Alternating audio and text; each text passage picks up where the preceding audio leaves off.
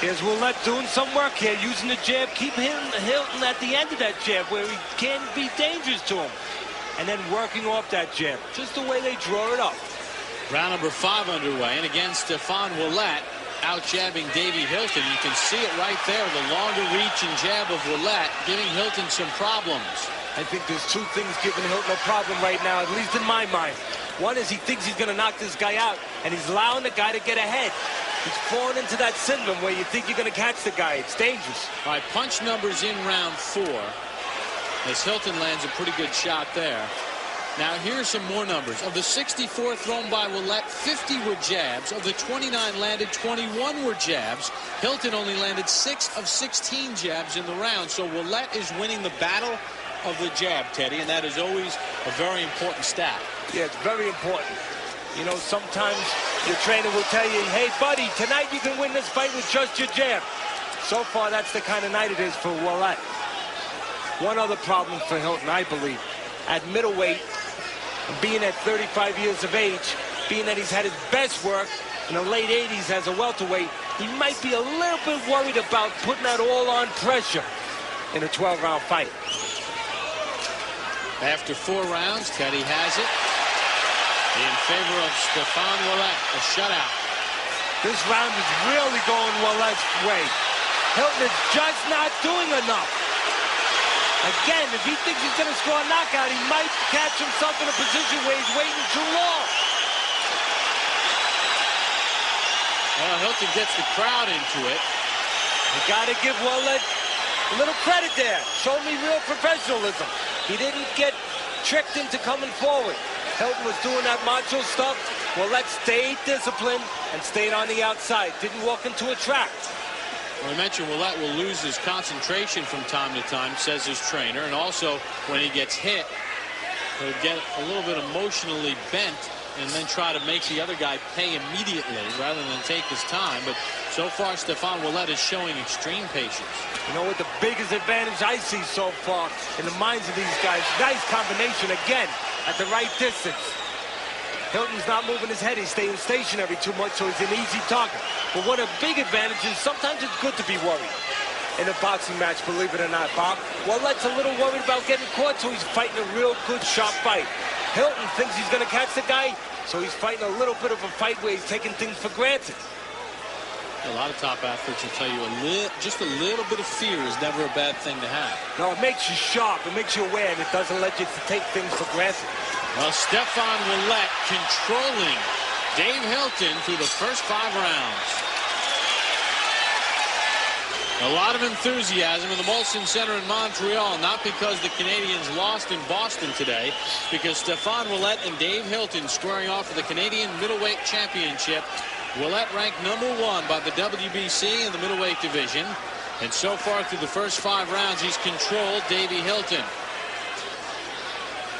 Punches through 5 rounds. Ouellet so much busier, more than double thrown, 22 more landed, and he's thrown more than 100 more jabs. You know, these, again, we talked about this last week, but the painting of the ring mat, where they have the Budweiser logo, gets slippery when there's water. And Hilton almost fell. And earlier, Ouellet looked down because he was losing his footing. That can turn a fight around. That's something that should be worked on. That's something that they should not have that if that's gonna wind up making a situation in a fight. Make those logos where they're more porous, where they don't slip. And there's a lot of water on these fighters. You can see when one guy gets hit, water sprays off their head. That can influence the judges a little. We talk about the slipping of the feet. How about the fact that Hilton has not been able to slip many punches from Ouellet? He started off this round a little bit more lively, but he hasn't kept it up. And Ouellet, again, has stayed with his fight plan. That's because he knows there's danger in front of him. Maybe Hilton should know there's some danger. Davey Hilton, 13 days shy of his 35th birthday. Trying to vault himself into the middleweight picture. Fighting the #1 contender of the WBC and #9 of the WBA, Stephane Ouellet, the 27-year-old. There he goes. A very good fight. And here comes Hilton. You knew this was coming sooner or later. We got to see what happens now. Yeah, Hilton had to readjust. Ouellet had to readjust his mouthpiece, but he answers back. And Hilton was too polite. He should have been right on the guy.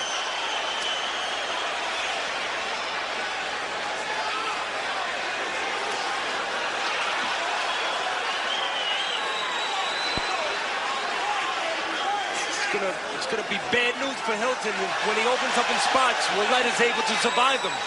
That means he won't be able to score a knockout maybe as easy as he thought he would. He's gonna have to do more steady work, not spots.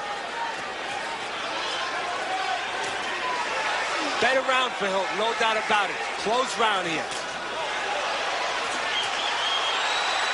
Hilton smothering some of those punches, but not that jab. He's taking too many breaks here, Hilton. He's not consistent enough. Midway point of this 12-round affair. Coast-to-coast marathon here on ESPN Classic. Dave, I want you to sit him up with the jab. When you're inside, work to that body, baby. Work to that body. And then when you hit it... Well, Davey Hilton opened things up, Teddy. Yeah, he made it a much tighter round, a tough fight, a tough round to score. Here you see those spot work, right hand to the body and two left hooks on top. But Ouellet blocked those punches pretty well.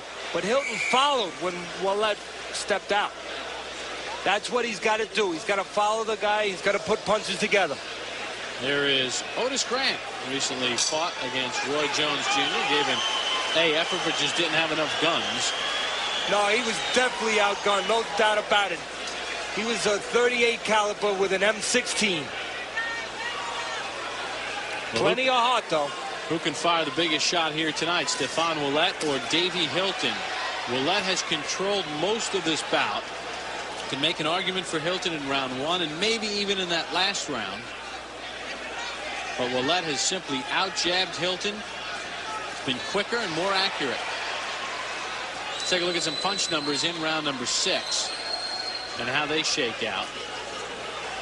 You see Hilton economical but accurate.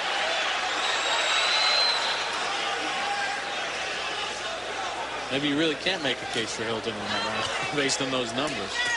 I did anyway. It was a better round for Hilton, no doubt about it, but I still believe Ouellet was more consistent.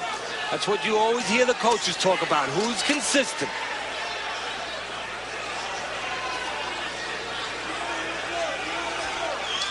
Some blood coming from the nose of Ouellet.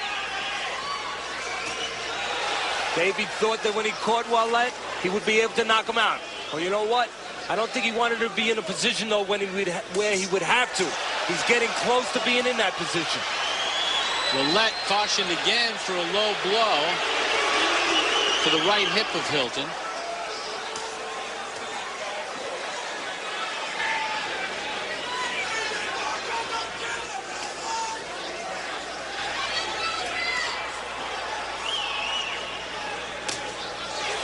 Wow, the nose of Ouellet is in bad shape, and that is a lot of blood, Teddy. That could be a factor, how much he swallows. Yeah, that makes you think two things. He had an injury coming into this fight, or he breaks up easily. And that shows you that Hilton's punches are breaking him up a little bit. Then he should do more of it. Will Hilton make like a shark and attack the blood? But the nose is the least of your problems. It's not the eye. Fights don't usually get stopped on that. Especially this fight. The eyes you got to worry about. Things like that. And, of course, the nose runs below you. It's not going to block your vision. That's the good news. Hilton gets on his horse. Got a pretty good round. He's trying to steal this round now.